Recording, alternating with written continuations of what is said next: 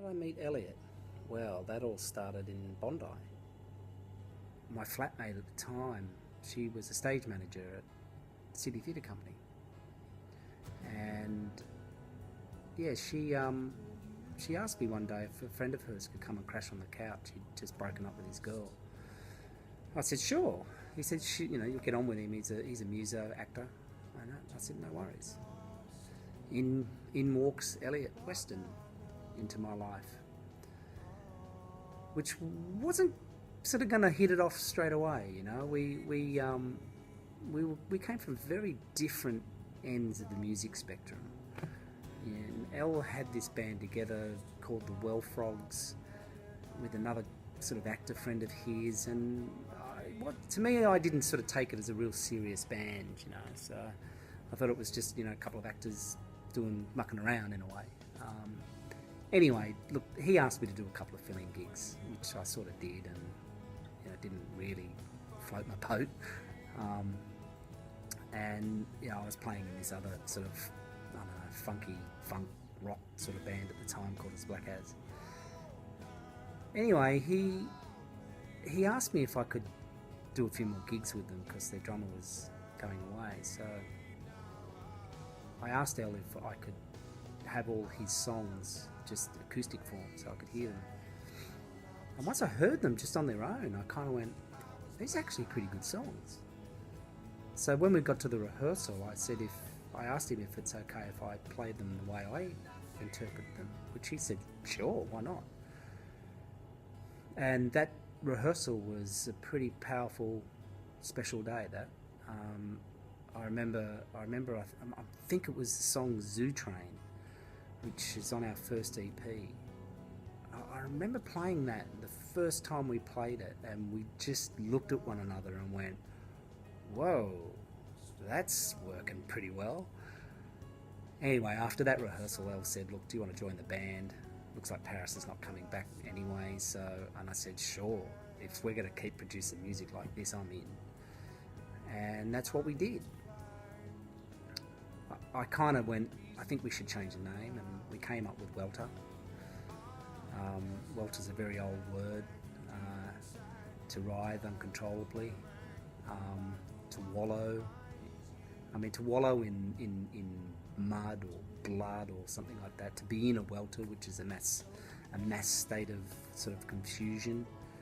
And we sort of thought the word was kind of apt for us at the time, because me coming from my heavy rock and that type of influence, and Elle coming from sort of his influences and that folk more side of things and Smashing Pumpkins and that sort of stuff, it was, two very sort of juxtaposition, I guess, and we kind of managed to make it blend, and it sort of works. So that's Welter we became. And we got in, recorded Cleaver, our first EP, got out there and started gigging, started touring, started knocking on record company doors, as you do, and almost got there, as you do. And then we did the second album, Satellite Generation, and pushed that, tried to sell that, had a single come off that, had a couple of singles come off that. One, we got some airplay, which was Nothing I Ever Do, off Triple J, at a local radio station here. Janice was the other single. And then a little bit later down the track, we released Million Star Motel. And then after Million Star Motel came out, we started to wind down gigging. It was more to do with births, deaths, and marriages, really. Sort of got in the way.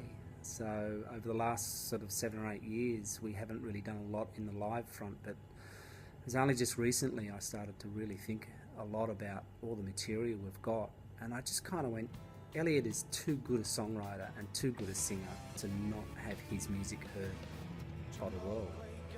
So it's my drive, and my idea was to go, let's go cyber.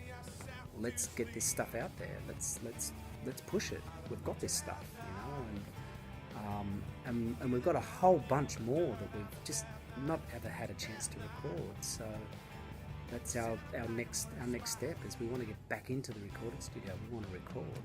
You know, we're not young spring chickens anymore, and that thought of, you know, towing a trailer around touring the country, slugging it out again, it's not for me. We've got kids and all that sort of stuff. So, but you know, the internet is there, and thank God for YouTube. So that's our plan, is to get back in the studio, record another album, get it out there. But in the meantime, you know, we've got all this back catalogue that we really want to share with the world, and that's what we're going to do. And we're going to do it. It's my big commitment, and my goal is to sell this stuff and get it out there, and we will, by hook or by crook. Yeah, so that's sort of a bit of my backstory and how Welter came to be and where I'm from. So I hope that gives you a bit of an in-depth inside the Dave Williams vault, we may call it.